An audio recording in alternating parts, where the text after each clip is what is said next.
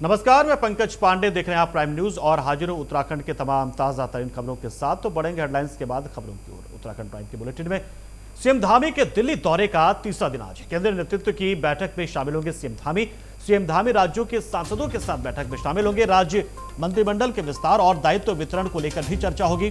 तो देखिए, बड़ी जानकारी देने वाले इस वक्त आपको सीएम धामी इस वक्त दिल्ली में मौजूद हैं और कई केंद्रीय मंत्रियों से उनकी मुलाकात हो चुकी है और इसी कड़ी में आज पीएम की एक बैठक में शामिल होंगे, जिसमें मुख्यमंत्रियों की बैठक होगी। मुख्यमंत्रियों की बैठक में सांसद भी उस राज्य के मौजूद रहेंगे। तो आज उत्तराखंड बीजेपी की जो बैठक होगी उसके लिए आज मौजूद रहेंगे सीएम धामी और राज्य मंत्रिमंडल के विस्तार और दायित्व वितरण को लेकर भी वो चर्चा में जुटे हुए हैं। इसके अलावा यूसीसी को लेकर भी उन्होंने गृहमंत्री अमित शाह से मुलाकात की है। तो बहुत ही खास दौरे पर पहुंचे हुए हैं सीएम धामी और 3 दिनों से दिल्ली में मौजूद हैं। आज तीसरा दिन उनका शीर्ष नेतृत्व से उनकी मुलाकात चल रही है, केंद्रीय मंत्रियों से मुलाकात चल रही है और इसी कड़ी में आज एक बैठक जो होगी उसमें वो शामिल होंगे। तो आज जो बैठक होगी बहुत ही महत्वपूर्ण बैठक होगी। इसमें उत्तराखंड में बीजेपी के सभी सांसद मौजूद रहेंगे और बीजेपी को कैसे मजबूती दिलाई जाए और साथ में 2024 के लोकसभा इलेक्शन में सभी 5 सीटों पर जीत कैसे मिली, ये रणनीति बनेगी। तो केंद्रीय नेतृत्व के साथ में उत्तराखंड बीजेपी की बैठक होगी, जिसमें सांसद मौजूद होंगे, प्रदेश अध्यक्ष मौजूद रहेंगे, सीएम धामी मौजूद होंगे, तो साथ में प्रदेश प्रभारी भी मौजूद रहेंगे। तो इस तरीके से बहुत ही महत्वपूर्ण ये बैठक हो जाती है। इस बैठक में चर्चा होगी कि कैसे उत्तराखंड में बीजेपी को जीत हासिल हो।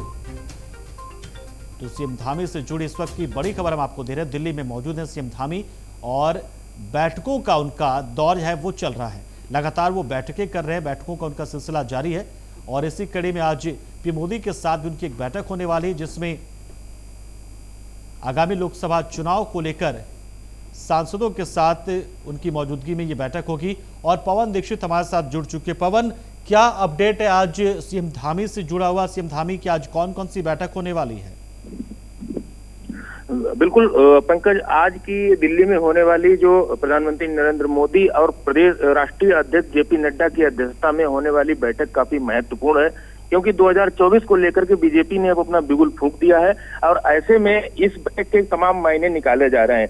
जो भी बीजेपी शासित मुख्यमंत्री हैं वो सभी इस बैठक में मौजूद हैं। सभी बीजेपी के लोकसभा सदस्य हैं और राज्यसभा सदस्य हैं, सभी आज की बैठक में मौजूद रहने वाले हैं। और आज की बैठक में उत्तराखंड की अगर बात करें तो उत्तराखंड के प्रदेश अध्यक्ष महेंद्र भट्ट, संगठन महामंत्री अजय कुमार और राज्यसभा के 3 सांसद और लोकसभा के 5 सांसद और मुख्यमंत्री स्वयं आज की बैठक में मौजूद रहेंगे।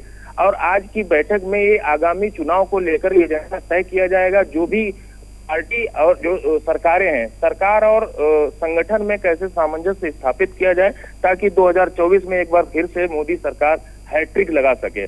और इसी उद्देश्य से आज की जो बैठक है वो काफी महत्वपूर्ण है। सभी सांसदों के बीच में ये बैठक होने वाली है। इस बैठक के बाद कोई भी बड़ा फरमान भारतीय जनता पार्टी की ओर से अपने संगठन के कार्यकर्ताओं के लिए और सभी अपने जो बीजेपी शासित राज्य हैं उनके लिए कोई बड़ा फरमान जारी हो सकता है। और 2024 की रणनीति को लेकर के संगठन अपने नए जो कार्यक्रम है वो जारी कर सकते हैं। वहीं प्रधानमंत्री नरेंद्र मोदी के द्वारा सभी सांसदों को अपने अपने क्षेत्र में किस तरह से केंद्रीय योजनाओं को क्रियान्वित करना है, इन तमाम विषयों को लेकर के जहां एक और जो सभी सांसदों का रिपोर्ट कार्ड देखा जाएगा, सभी सांसदों का रिपोर्ट कार्ड देखने के बाद उनको नए दिशा निर्देश भी प्रधानमंत्री के द्वारा दिए जा सकते हैं। चलिए, शुक्रिया पवन, हमारे साथ जुड़े आप, जानकारी आपने दी। तो केंद्रीय नेतृत्व की बैठक में शामिल होंगे सीएम धामी और यूपी की उत्तराखंड के सभी सांसद भी इस दौरान मौजूद रहेंगे बीजेपी के। और सांसदों के साथ में मुख्यमंत्री और प्रदेश अध्यक्ष और प्रभारियों के साथ में ये बैठक है। शीर्ष नेतृत्व के साथ में कोशिश लोकसभा चुनाव को लेकर बेहतर परफॉर्मेंस की है।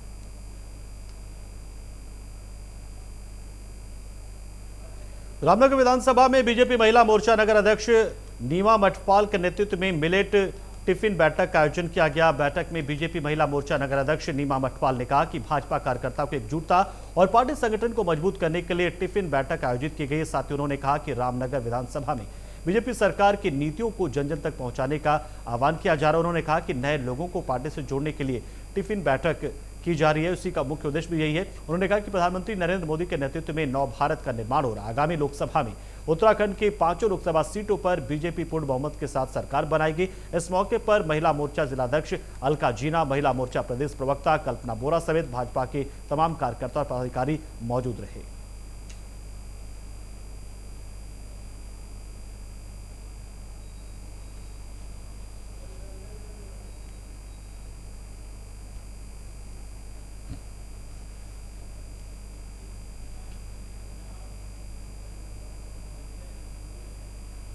तो बढ़ते खबरों में आगे, और खबर इस वक्त जो आ रही है, इस वक्त एक बड़ी खबर हम आपको उत्तराखंड की बता रहे हैं। पहले तो आपको बताया, हमने यहां पर जानकारी दी, डीएम ने यहां पर आपदा प्रबंधन प्रभावित क्षेत्रों का जायजा लिया है। उत्तरकाशी से यह खबर इस वक्त आ रही है, उत्तरकाशी से यह खबर जिसमें डीएम वहां पर पहुंचे थे। सुरक्षित उपायों के बारे में अधिकारियों के साथ उन्होंने चर्चा की है। अधिकारियों को हर संभव कदम उठाने के निर्देश दिए गए हैं। उत्तरकाशी से यह खबर इस वक्त हम आपको बता रहे हैं। तो जिलाधिकारी अभिषेक गंगनानी में और जैसे पुरोला में भी जो लोग प्रभावित हुए थे, तो जो प्रभावित लोग हैं उन्हें अहेतुक सहायता और जो घरों में जिनमें भी क्षति हुई उनमें क्षतिपूर्ति के लिए जो एक मुआवजे की धनराशि होती है वो SDRF नॉर्म्स के अनुसार दी गई है। परंतु मलबा काफ़ी ज़्यादा मात्रा में आया है और यहाँ पे जो NH के और PWD के अधिकारी हैं उनसे भी सहयोग प्रदान करने हेतु कहा गया है कि उस मलबे को हटाने के लिए, और वो भी लगातार कोशिश कर रहे हैं कि इसको स्थिति को सामान्य करते हुए लोगों के घरों को वापस ठीक किया जाए। और जब तक ये व्यवस्था हो रही है तब तक वैकल्पिक व्यवस्था रुकवाने की भी उपलब्ध है। तो जिस किसी को भी आवश्यकता है उसके लिए लगातार पूछा जा रहा है, संपर्क किया जा रहा है। इस तारीख की रात्रि को एक अतिवृष्टि की घटना हुई थी जिसके कारण पुरोला में और बड़कोट में विशेष तौर पे क्षति हुई है।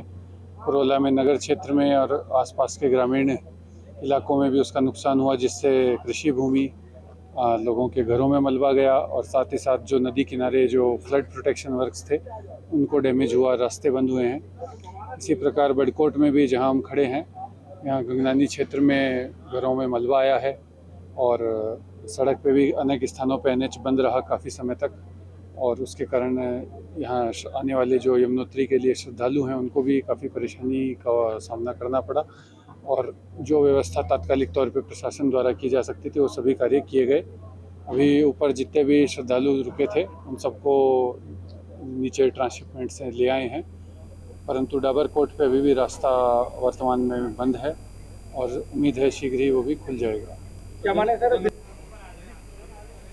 और उपेंद्र हमारे सहयोगी जुड़ चुके इस खबर पर पूरी जानकारी के लिए। उपेंद्र, आपदा प्रभावित क्षेत्रों का दौरा तो किया जा चुका, लेकिन जो प्रभावित परिवार उन तक ये मदद पहुंचेगी कब और कैसे? अधिकारी उत्तरकाशी ने खराबी जो आपदा क्षेत्र है, जो जहाँ पर आपदा ऐसी बादल पड़े थे, वहाँ का दौरा किया है और लोगों को जो वहाँ पे क्षति हुई है उसका मुआयना भी किया है। साथ में प्रशासन भी मौजूद था और माननीय जिलाधिकारी जी ने लोगों को विश्वास दिया है कि जो यहाँ पे क्षति हुई है उसकी जल्दी से आपको सहायता दी जाएगी। और जो रास्ता जो यहाँ पर अभी बंद है यमुनोत्री मोटर मार्ग का, और जो लोग यहाँ पर फंसे हुए हैं उनको धीरे धीरे नीचे निकाला जा रहा है। लेकिन अभी भी डबरकोट में अभी भी रास्ता बाधित है, लगातार पहाड़ियों से पत्थर आने का सिलसिला जारी है और लोगों को रुक रुक के वहां से निकाला जा रहा है। बिल्कुल, शुक्रिया उपेंद्र, हमारे साथ जुड़े आप, जानकारी आपने दी। तो अधिकारियों को दिए हर संभव कदम उठाने के निर्देश इस वक्त। तो डीएम ने यहां पर आपदा प्रभावित क्षेत्रों का दौरा किया। 21 प्रभावित परिवारों के साथ मुलाकात उनकी हुई है और डीएम ने आपदा प्रभावित क्षेत्र का जायजा लेते हुए ये जानकारी दी है।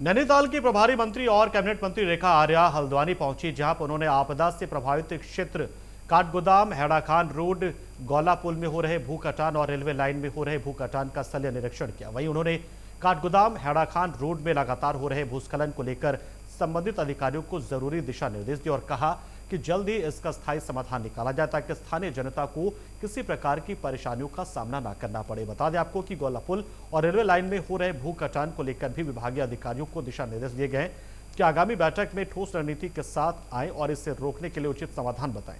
सरकार आपदा से पीड़ित परिवारों के साथ खड़ी है और उनकी हर संभव मदद की जाएगी।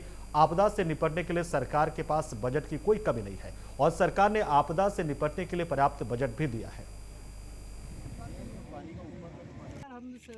देखिए, हैड़ाखान मोटर मार्ग में भी जिस प्रकार से लगातार लैंडस्लाइड हो रहा था और जिस प्रकार से लगातार वहाँ के लोग रोड बाधित होने के कारण प्रभावित हो रहे थे, बहुत ज़रूरी हो गया था कि उसका निरीक्षण करना। तो आज निरीक्षण करने के वहाँ हमारे साथ में हमारे सम्मानित विधायक कैडा जी, हमारे सम्मानित जिला अध्यक्ष प्रधान मिश्र और पूरे कार्यकर्ता और संबंधित सभी अधिकारी वहाँ पर मौजूद थे। और वहाँ पर यह पाया गया कि यदि हम इस स्लाइड होते हुए पहाड़ को भी यदि हम रोकना चाहें तो भी मुझे लगता है, और साथ में जो इंजीनियर थे उनका कहना था कि मैडम ये लगातार, क्योंकि मिट्टी का पहाड़ है, कच्चा पहाड़ है और एक भूकंप के बाद में लगातार इस पर पहाड़ का गिरावट जो है वो बनी रही है और आगे भी संभावना यही प्रतीत होती है। तो उन्होंने एक वैकल्पिक मार्ग पे काम करना शुरू कर दिया, जिस पर वहाँ के जनप्रतिनिधि कैडा जी ने लगातार प्रयासों से एक वैकल्पिक मार्ग ढूंढा भी है और जो लगभग 2 किलोमीटर का है, जिसमें फॉरेस्ट क्लियरेंस के लिए आगे प्रगति पर है और जिसकी सीए लाइन भी ढूंढ ली गई है। आने वाले समय में शासन स्तर पर हम लोग भी प्रयास करेंगे कि वो निर्बाध तरीके से जो है उसमें जल्दी से जल्दी जल स्वीकृति हो। मेरी ओर से भी सतर्क आवागमन कब से सुचारू जाएगा? दूसरी बात, आवागमन उस पर लगातार जेसीबी और लगातार पोकलाइन वहाँ पर बनी हुई है कि रोड किसी प्रकार से बाधित ना हो, लोगों को आने जाने की असुविधा ना हो। ये बात अलग है कि डामरीकरण नहीं है, लेकिन कच्चा मार्ग को दुरुस्त, मतलब बाधा नहीं बनी हुई है कि लोग राशन से, अपने स्वास्थ्य से या स्कूल जाने से या किसी जाने से अपने आप को उनको रुकावट आ पाए। वो प्रशासन ने लगातार वहाँ पर काम किया है। द ग्रीन और क्लीन रुड़की तेज बारिश के बाद गड्ढों में तब्दील हो गई है, जहां पर लोगों को चलने में काफी मुश्किलों का सामना करना पड़ रहा है। वहीं रुड़की विधायक प्रदीप बत्रा का कहना है कि जल्द ही पिचिंग कार्य शुरू कराया जाएगा। बरसात खत्म होते ही करोड़ों रुपयों की लागत से दोबारा शहर की टूटी सड़कें बनाई जाएंगी और गड्ढों को भरने का काम किया जाएगा। बता दें आपको कि विधायक प्रदीप बत्रा ने बताया कि शहर में एडीबी ने जो सिविल लाइनें बिछाई थी उसके बाद सड़कों की हालत काफी खराब हो गई। शहर की सड़कें तेज बारिश को नहीं झेल पाई और क्षतिग्रस्त हो गई, पर बरसात रुकने के बाद दोबारा से नगर को ग्रीन और क्लीन बनाने का काम किया जाएगा।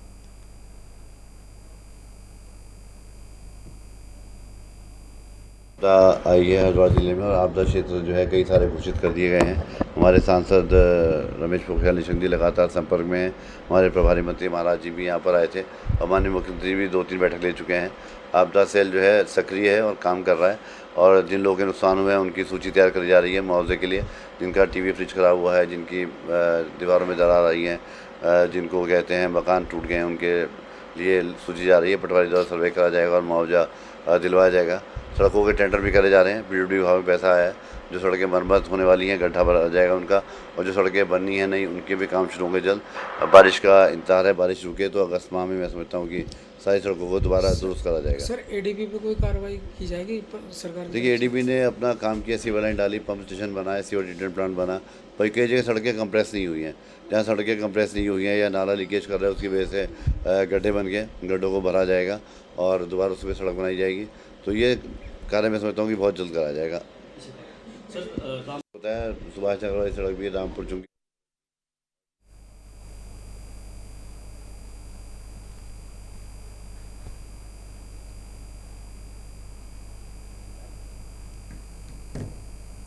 और अरशद हमारे साथ जुड़ चुके हैं इस खबर पर पूरी जानकारी के लिए। अरशद, वाकई में जिस तरीके से बारिश वहां पर हुई और जिस तरीके से जल जमाव हमने देखा रुड़की में, उसके बाद से पोल तो खुली ही यहाँ के नगर निगम की कि आखिर काम कैसे हो रहा है। अब प्लान तो बनाया है यहाँ पर, लेकिन कब तक ये ठीक होगा? क्या प्लान कैसा है? किस तरीके से वापस से ग्रीन और क्लीन बनाएंगे रुड़की को ये लोग?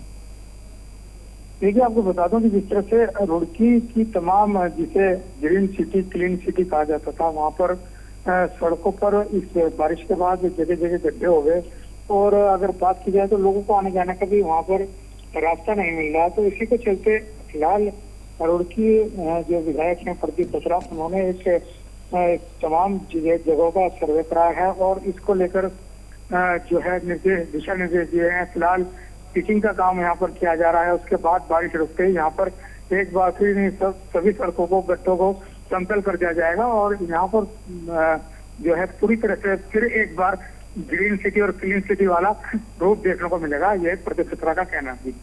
पंकज, शुक्रिया अर्शद, हमारे साथ जुड़े आप, जानकारी आपने दी।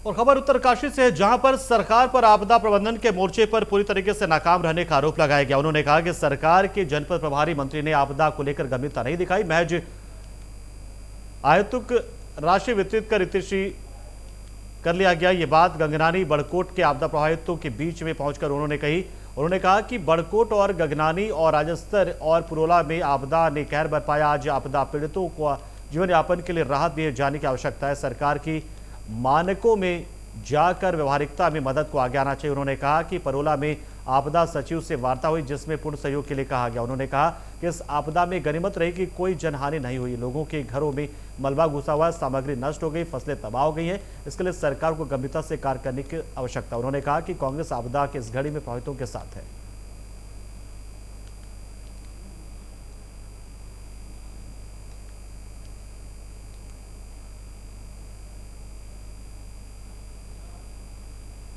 रुड़की के खानपुर विधायक उमेश कुमार ने ट्रैक्टर रैली निकालकर सरकार के प्रति अपना विरोध प्रदर्शन किया, जहां उन्होंने विधानसभा के आपदाग्रस्त क्षेत्रों में रैली निकाली, जिसमें हजारों कार्यकर्ता, सैकड़ों ट्रैक्टर ट्रॉली समेत शामिल थे। वहीं उमेश कुमार ने कहा कि आपदा को आए 15 दिन से भी ज्यादा गुजर चुके हैं, पर पीड़ित परिवारों को अभी तक कोई आश्वासन नहीं मिला है, जिसके चलते गरीब लोगों और किसानों का बुरा हाल है। सरकार के मंत्री और अधिकारी केवल भ्रमण कर लोगों की लाचारी से खिलवाड़ कर रहे हैं। उन्होंने यहाँ की जनता से कोई सरोकार नहीं है। अब अगर सरकार नहीं चेतती है तो उग्र आंदोलन किया जाएगा।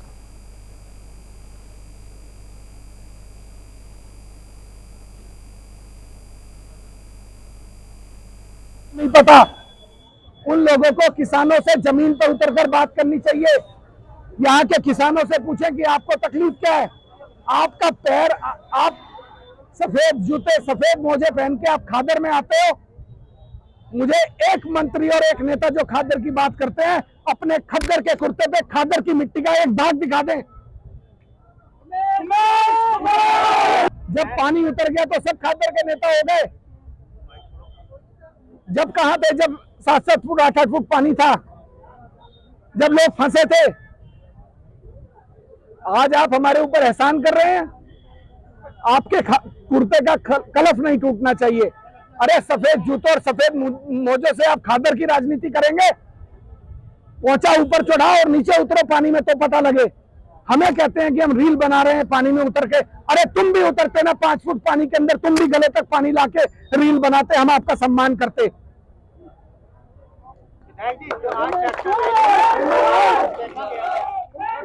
जो ट्रैक्टर रैली में जो आक्रोश दिखा गया कि अगर मांगे पूरी नहीं होती तो क्या परिणाम होंगे इसका? इसका परिणाम, ये 24 घंटे की रैली थी, आप समझ सकते हैं इसके परिणाम क्या होंगे। धन्यवाद।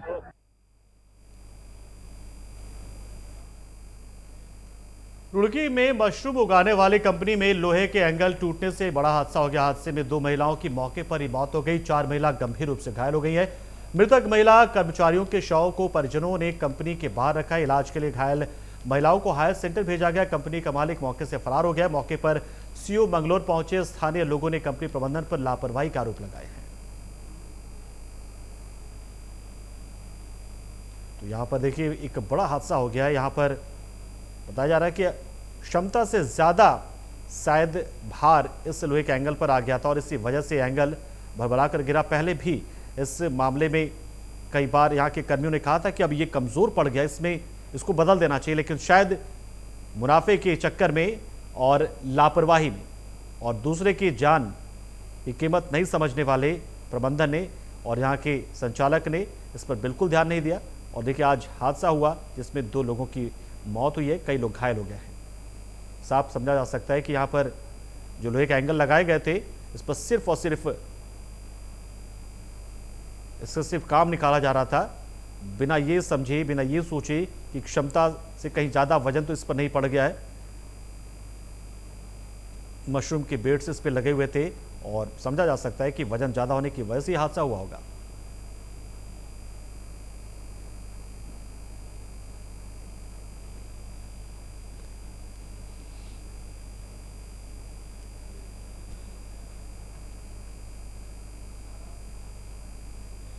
और इस बुलेटिन में इतना ही, लेकिन खबरों का सिलसिला प्राइम न्यूज पे लगातार जारी है, तो आप बने रहिए हमारे साथ। नमस्कार।